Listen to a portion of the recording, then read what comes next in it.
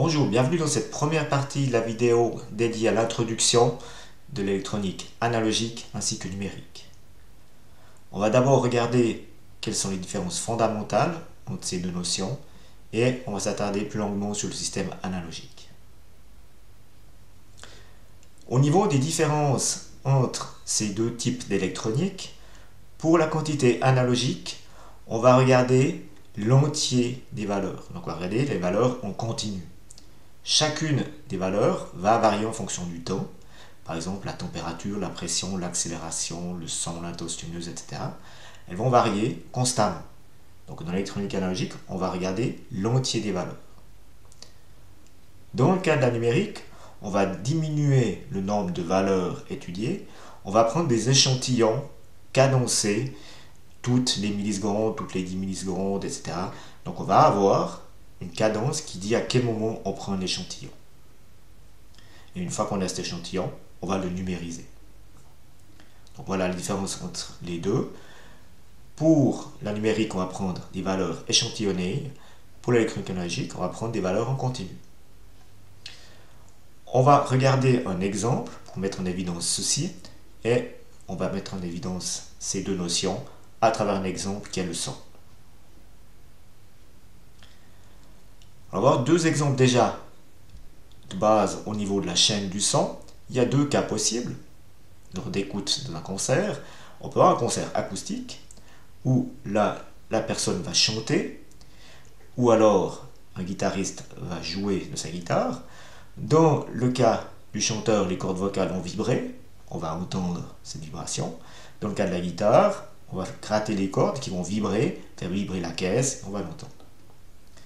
Maintenant, si la salle est grande, le signal sonore peut ne pas être suffisant. Dans ce cas-là, on va devoir utiliser une sonorisation, une amplification. Donc on repart du même cas, un chanteur, une chanteuse qui va chanter, un guitariste. Mais dans ce cas-là, vu que le son n'est pas suffisant pour la surface de la salle, on va devoir amplifier ceci. Donc il va falloir capter le son avec un micro. Dans le cas de la guitare ici, ils sont déjà installés. Et ces signaux ici, des micros, vont être amplifiés et puis va pouvoir être dissipé dans la salle ici et on va pouvoir l'entendre. Donc on va plutôt s'intéresser à ce cas-là dans l'électronique analogique et numérique. On va regarder plus précisément le son de la guitare. Donc dans le cas de la guitare, on va gratter les cordes et on a les éléments qui sont ici, qui sont les micros. Donc on a ici un élément derrière chaque corde qui va capter la vibration de la corde. Donc la corde est métallique et puis on a ici un élément magnétique et en fait cet élément magnétique, le magnétisme de notre micro va être perturbé par les vibrations de la corde métallique. Et dans ce cas-là, ça va générer une tension électrique et on va capturer ceci avec la bobine qui est autour. Ceci sera étudié dans un chapitre futur. Et en fait, la vibration va être transformée en signal électrique. Donc les vibrations des cordes vont être transformées en signal électrique qui va être amplifié et va pouvoir sortir sur un haut-parleur et être entendu par les auditeurs. Alors lorsqu'on enregistre le signal analogique, on va avoir un spectre sonore. Par exemple, ici, voici un spectre sonore d'un petit morceau de musique qu'on va entendre tout de suite. Et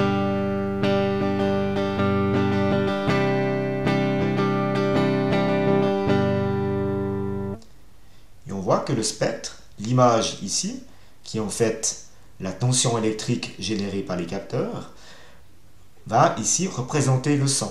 On voit ici chaque sommet ici sur notre spectre correspond à une attaque sur les cordes de la guitare. Si on réécoute, on va entendre ceci.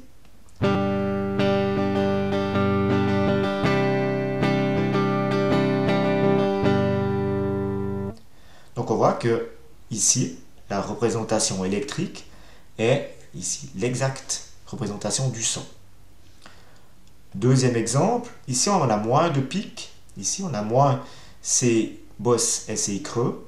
Parce que la personne qui va jouer avec les doigts, on a moins d'attaque. Donc si on écoute,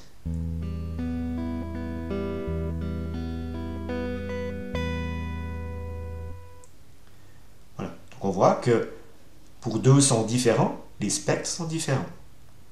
Donc ici, notre micro sur la guitare convertit le son, donc les vibrations des cordes, suivant le morceau qu'on a, dans des signaux électriques différents.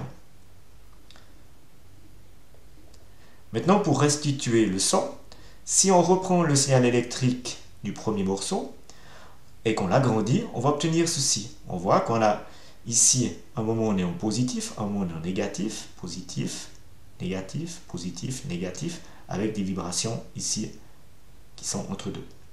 Et en fait, ces vibrations, on va les transmettre au haut-parleur ici, qui est un élément magnétique. Et suivant qu'on soit positif ou négatif, le haut-parleur va se déplacer en avant ou en arrière. Et en fait, il va vibrer selon ici le signal. Et si vous regardez votre haut-parleur pendant qu'on écoute la musique, vous allez voir qu'il bouge.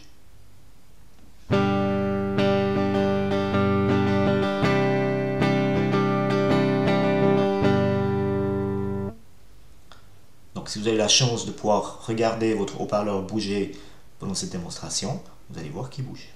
Donc c'est ce déplacement qui va générer le son. Donc en fait, on a la vibration des cordes qui a été transformée en électricité, qui est ici représentée par ce signal-là. Ça, c'est la représentation des vibrations des cordes, telle qu'elle a été captée par les micros. Et on va envoyer ce signal dans le haut-parleur, et vous l'entendez actuellement. Voilà. Pour le stockage analogique, il y a deux possibilités principales. Un, c'est le disque vinyle, un disque plastique. Et deuxième, c'est un stockage magnétique sur une cassette. Dans le cas du disque vinyle, en fait, on va graver des sillons avec la forme du signal électrique capté par les micros.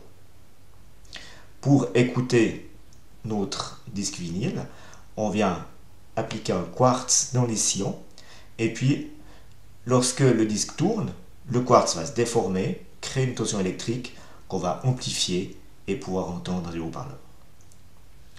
Dans le cas de la cassette audio, le principe est un peu différent, c'est ici sur une bande souple, on vient faire un dépôt magnétique qu'on va magnétiser nord-sud suivant le signal qui correspondrait à ceci, et on va pouvoir après avec un capteur magnétique lire la musique. Ces deux systèmes ont un défaut, c'est l'usure. Maintenant, si on résume le fonctionnement en analogique, deux cas de figure se présentent. Un, c'est dans une salle de concert. Si on reprend notre guitare, le guitariste joue. Ce signal électrique capté par les micros va être amplifié, mixé si nécessaire, et va aller sur le haut-parleur.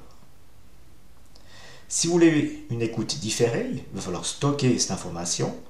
Donc le guitariste va jouer, on va amplifier, mixer, travailler le son et le graver sur un support analogique. Ensuite, chez la personne qui veut entendre le son, on va prendre le capteur adéquat par rapport au support disque vinyle ou cassette audio et puis lire le support. Le signal étant faible, on doit l'amplifier et ensuite on peut l'entendre de haut-parleur ou dans le casque. Voilà. Ceci c'est la chaîne analogique et dans la deuxième partie de la vidéo, on va partir dans le système numérique. Je vous remercie pour votre attention, bonne journée, au revoir.